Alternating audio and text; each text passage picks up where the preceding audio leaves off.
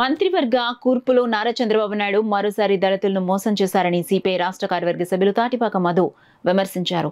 కాకినాడలో ఆయన మీడియాతో మాట్లాడారు. మరొకసారి ఆంధ్రప్రదేశ్ రాష్ట్ర ముఖ్యమంత్రి తెలుగుదేశం జాతీయ అధ్యక్షులు నారా చంద్రబాబు నాయుడు గారు ముఖ్యంగా కోనసీమ దళితుల్ని మోసం చేశాడా అని అందరూ అనుకుంటున్నారు. అది నిజమే నమ్ముతున్నా. ఎందుకంటే దేశంలోనే ఉమ్మడి ఆంధ్రప్రదేశ్లోనే దళిత చైతన్య రాజకీయ వేదిక మన తూర్పుగోదావరి జిల్లా.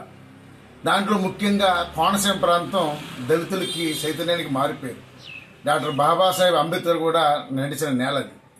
కానీ దురదృష్టవశాత్తు రాజకీయ పార్టీలు అక్కడ దళితులకి మంత్రి మండలిలో ప్రాధాన్యత ఇవ్వడంలో కొద్దిగా ఇబ్బంది కలుగుతున్నాయి.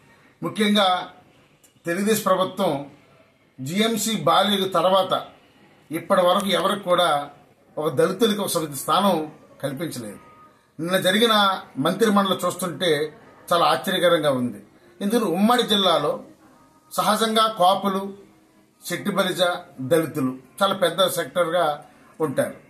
ఎప్పుడు కూడా కోనసీమ దళితులకు అవకాశం ఇస్తారు, మెట్ట ప్రాంతానికి ఈ ప్రాంతంలో కాపులకి ఇస్తారు, బీసీలు కూడా ఇస్తారు.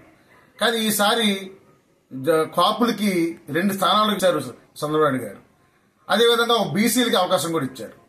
కానీ దళితులకి అవకాశం ఇచ్చుంటే బాగుననేది ఈరోజు ప్రతి ఒక్కరి మాట కూడా వస్తుంది.